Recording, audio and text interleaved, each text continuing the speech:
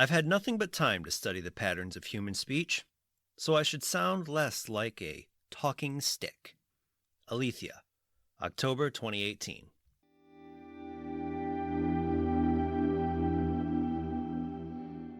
Hello and welcome to Visions of the Past. My name is Andrew, and I'm the host of this Assassin's Creed lore podcast.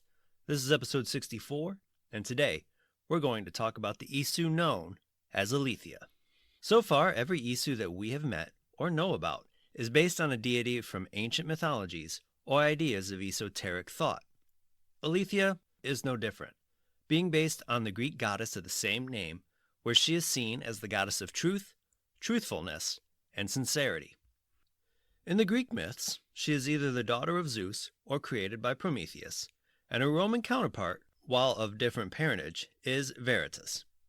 Aletheia within Assassin's Creed is also based on the Norse Jotnar Agrabata. While the name Agrabata translates to the one who brings grief, she who offers sorrow, or harmbitter in the Norse myths, she is either seen as a wife or a mistress of the god Loki, with whom she gave birth to the goddess of the underworld Hel, the Midgard serpent Jormungandr, and the wolf Fenrir. Within Assassin's Creed, though, we get our information about Aletheia within Assassin's Creed Odyssey and Assassin's Creed Valhalla. Be warned, because of Aletheia's appearance within Assassin's Creed Valhalla, there will be spoilers ahead for that game. With how the information on Aletheia's life is presented to us, it's difficult to tell when she was born and in what order things happened within her life. What we do know about her is that at one point during the Isu era, she was the Dikastes of Atlantis, a position appointed to her by Poseidon that, in the broadest sense, saw her be a judge or a juror of the people within Atlantis, helping Poseidon keep the peace within the Isu city. During her time as Dikastes, she became aware of the Olympios project, a project headed by Juno and Aida to create hybrid beasts by using the Atlantis artifacts on the humans with the intention to strike fear into their hearts in an attempt to keep them from rising up against the Isu. Horrified at what she found, Aletheia told Poseidon about the project, leading to Juno and Aida being banished from Atlantis, and Poseidon to sinking the city. During her life, she was also the mistress of the Isu Loki, having at least one son with him named Fenrir. While with Loki, they learned of the 6 tested processes for survival of the Great Catastrophe, and of the 7th, even learning that Juno was stripped of her title for gifting the solution to Odin, and that it required a human host. At one point, Aletheia asked Loki to beg Odin for the 7th solution's serum, but Loki disagreed, though they did eventually plan to steal it while Odin was off trying to find a way to resurrect his son, whom Loki murdered with a mistleberry. At some point, Aletheia's son Fenrir was imprisoned by Odin on what Loki felt were false charges. When talking about what they could do about it, Aletheia admitted that for Loki to do anything, it meant admitting that he was unfaithful to his wife, and that he was Fenrir's father. Eventually, Aletheia did start to die, and while Loki was helping to get her to a place to heal, she stated that she wanted to die where it was quiet. Loki, though, said he knew of a staff that was attuned to consciousness transfer, and while Aletheia was worried about ending up a shell of her former self, like Aida did during one of the 6 failed tests, she saw no other way to keep her life, and allowed him to do as he must. Loki did manage to transfer the consciousness into the staff of Hermes Trismegistus, and when asked how she felt, she stated that she felt herself and her sense of being, but that she did not feel pain, joy, or even the passage of time. Loki held onto the staff until the Great Catastrophe, when he broke into the Aegistil device and used it to allow himself a rebirth many centuries later. The staff eventually made its way back into the hands of Hermes, who survived the catastrophe and held on to it until he passed it to Pythagoras sometime within the 6th century BC. While having the staff within his possession, Pythagoras fathered at least one child with the Spartan Myrrhine, and then set off to discover the ruins of Atlantis. Eventually, he did find an Isu vault beneath the city, and spent years trying to find a way to seal it. Sometime around 422 BC, Pythagoras' daughter, Cassandra, found him at the gateway to Atlantis, and helped him to seal the city by finding the 4 Atlantis artifacts that were located across Greece. When placing each artifact within its respective pillar, a message played that Aletheia had recorded during her lifetime. The first, she called out the Isu for poor treatment of humans. The second, she spoke to Cassandra about wanting to help her through the endless challenges that other Isu put in her path. The third was to Pythagoras, about how his life was stretched to the breaking point, and that his mind was twisted by the knowledge granted to him that he wasn't ready for. The fourth and final message was for Layla Hassan, a woman that relived Cassandra's memories in 2018, congratulating her on how far she had come. Before sealing Atlantis, Pythagoras gave Cassandra the staff, passing away in the process. Cassandra sealed Atlantis and left the area, eventually being summoned by a projection of Aletheia to the island of Triton. Here, Aletheia presented herself to Cassandra, and after introducing herself and calling Cassandra the Keeper, asked her to pledge herself to the heir of memories and guide her to symbols that she needed, and that she will meet the heir in the Hall of Atlantis. After finding the 3 symbols that the heir needed, Aletheia directed Cassandra back to Atlantis and had her use her blood to open the Great Seal. Aletheia told Cassandra that within the thrones of Atlantis, she placed simulations that would help her find the strength to carry the staff over the course of lifetimes.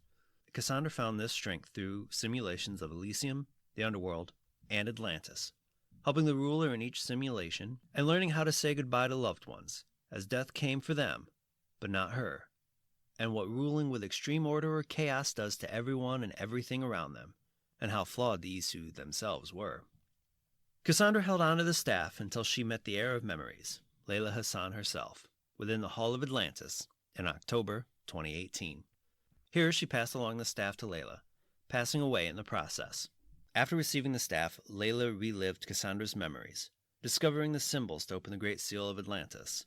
Once within the throne room of Atlantis, Aletheia informed Layla that she needed to take the same trials that Cassandra did, but instead of using the Isu tech like Cassandra did, Layla relived her memories through the Animus. After reliving 2 of the trials, Layla suffered from the bleeding effect and the influence of the staff, lashing out and killing her doctor, Victoria Bebo. This led Aletheia to regret her choice with Layla, and that she needed time to think. Eventually, Aletheia told Layla to leave Atlantis, though Layla argued and eventually convinced Aletheia to let her run the final simulation. During her time with Layla, Aletheia constantly warned her of an interloper, and when Layla finished the final simulation, she came face to face with Juhani Atzoberg, the interloper. After a fight with him, Layla used the staff to cripple him and take him into assassin custody. Over the next few years, Aletheia rarely reached out from the staff. It wasn't until Layla took the staff to Norway to keep her safe within an irradiated Isu vault that she did anything. After Layla was connected to the Yggdrasil device, she dropped the staff. Within the device, Layla released Basim ibn Ishaq, who landed on the staff and used it to restore his body to the shape it was in before he went into the Yggdrasil device. After his restoration, Basim spoke to the staff, asking if Aletheia was with him. Saying she was, the two spoke, stating that only they remained, and that Odin is no more, and that Layla had performed her role perfectly. Aletheia's life is one that can be difficult to follow because of how it's presented. Most of the details we have of her life from before she had her consciousness transferred into the staff of Hermes Trismegistus is either given to us within the Animus Anomalies of Assassin's Creed Valhalla, or within the Fate of Atlantis DLC of Assassin's Creed Odyssey, which itself can be difficult to follow. If we can take the simulations that she created as truthful, and that they really were her memories, it seems to me that Aletheia was Decustes of Atlantis, and once the city sunk because of the human experiments, she met Loki and had at least one child. While it's unclear if Fenrir's imprisonment happened before or after the death of Odin's child, it feels to me that Fenrir's imprisonment happened first, and that was why Loki killed Odin's son, most likely Balder, as in Norse myths, Loki schemes to cause Balder's death with mistletoe. During this time, Aletheia spoke to Juno, Minerva, and Jupiter, whom she calls the Mother, the Sacred Voice, and the Father, about the 7 solutions, and heard that Juno lost her title sharing the 7th with Odin. Eventually, Aletheia got sick and asked Loki to beg Odin to take part within the rebirth. Loki refuses to beg and says they'll steal it when the time is right. Though Aletheia ended up so sick that she was on the cusp of death, and it forced Loki to put her into the staff instead of getting her a rebirth, and then he goes through the rebirth himself. After being the staff, though, it gets really strange, because I have a hard time taking her as someone that is trustworthy. While the character spends a lot of time in Odyssey tearing down the way the Isu act, it feels that most of her words to Cassandra and Layla are fabricated to get them to do something for her. Even though she's based on the Greek goddess of truth, it's hard for me to see nothing but manipulation within her dialogue. And it's within Valhalla that we see that everything she's said and done was to connect her to her long-lost but now reborn lover, Loki. But what's their endgame? With the rivalry between Odin and Loki, it's hard to tell if Loki and Aletheia are victims or instigators of everything that happened to them. Right now, I feel they're more instigators than anything, and I'm hopeful that within the 2 story DLCs for Assassin's Creed Valhalla, that we'll get more information about the pair, including how many children they have, because while we only saw references to Fenrir, both Basim and Aletheia say children, leading me to think that all 3 children they have in Norse myth, they have in Assassin's Creed. If you are curious about the rivalry between Odin and Loki, that will be covered in an upcoming podcast. And if you're interested in finding more information on the Atlantis artifacts themselves, or the Fate of Atlantis DLC, I have already covered them in podcasts number 35 and 51. But until then, let me know if you trust Aletheia in the comments below, or in a podcast review. Thank you for joining me today. Be sure to tune in every Tuesday for new episodes. If you love the Visions of the Past podcast, please subscribe and share this podcast with others. If you have any questions about Assassin's Creed or topics you'd like me to cover, please feel free to hit me up on Twitter and Instagram at visions_AC, and you can find those links in the show notes below.